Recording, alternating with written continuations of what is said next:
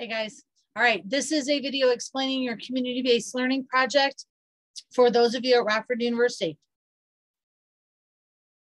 Sorry, I should have done that before I started the video. Okay, so community-based learning is really about volunteer work. It's one of the reasons why I just adore working at Rockford University, because they see and believe in the power of giving back to the community. And that's what this project, that's what this assignment is all about. So give me just a second. I'm going to share my screen with you. Now I am doing this video for those of you that are in HDEV 348 child development and in HDEV 215 lifespan development. You guys have the exact same assignment with the exception of child development. You guys have a couple of different things, but the overall process is the same. So first of all, you guys for child development, you guys have to do your hours with someone age 12 or younger. Lifespan 215, you guys can do your volunteer hours with anybody.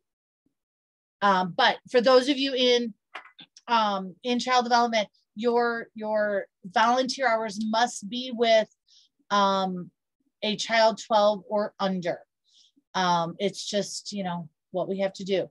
Let me explain the process here, and then I will explain some other different things. So you guys see the assignment here that's in the 348 child development class.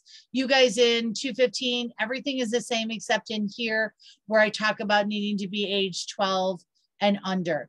Now, I do recognize that COVID, I'm creating this video, but when you are watching it and ready to do your hours, the status of COVID stuff will be whatever it is. So we're going to have to work within that and make sure that, you know, what I'm saying today may or may not work when you're watching this video. So we'll just have to work with it as it comes. So what you guys are going to do is you are required to do 10 hours of volunteer work somewhere. I hear you. I even put it in here. Okay, I hear you. You do not have time. You do not have a car, et cetera, et cetera, et cetera. 10 hours over 16 weeks is less than an hour a week. So, you know, think of it that way. Think of it also that way. While I prefer you to do 10 hours over the whole semester, you could do one event or two that are 5 hours a piece, you know, however that works for you. You might find it helpful to contact Jace on campus at jace.rockford.edu. There's also some basic information here about how to get involved with the community at this link right here.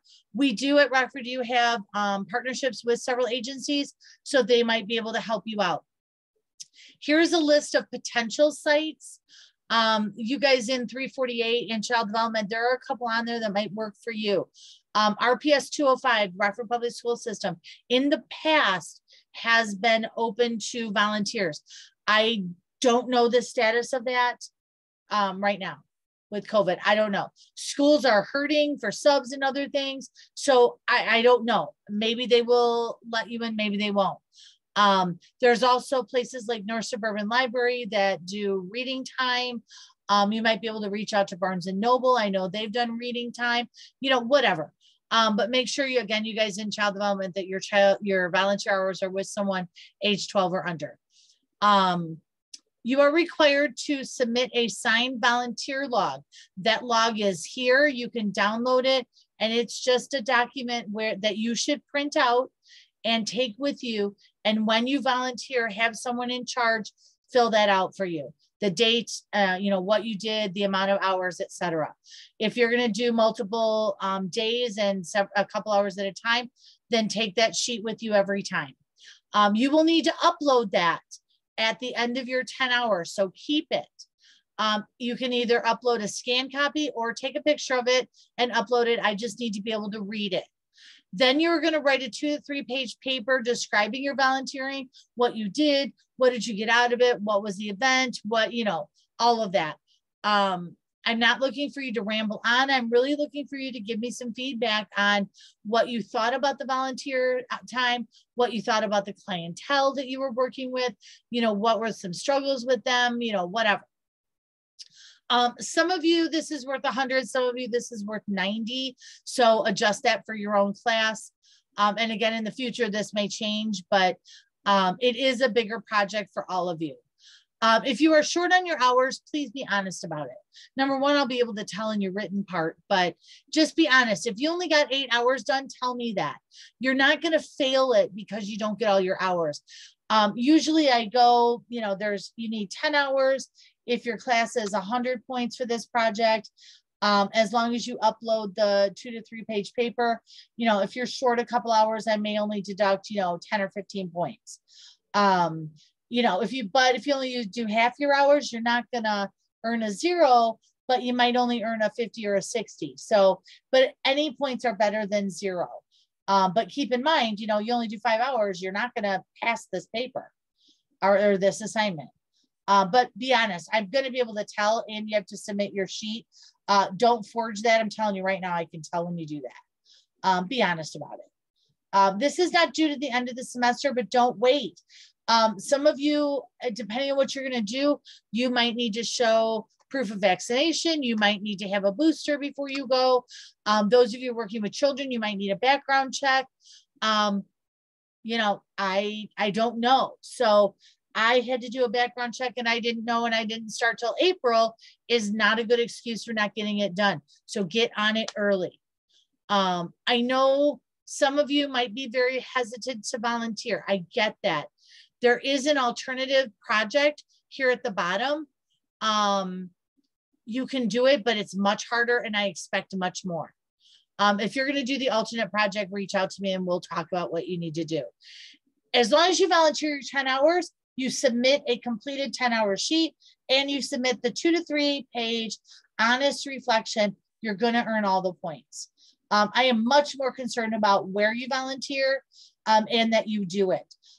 If you are looking for a place, my full-time job is at Rockford Lutheran. I have a connection and partnership with a carpenter's place, and it's not within walking distance of your school, but they are here in town. If you have a car, you can get there, obviously. If you are looking for a place, I can hook you up with my contact person there to get you some hours. I know they're going to be looking for people to help clean up the grounds once springtime comes.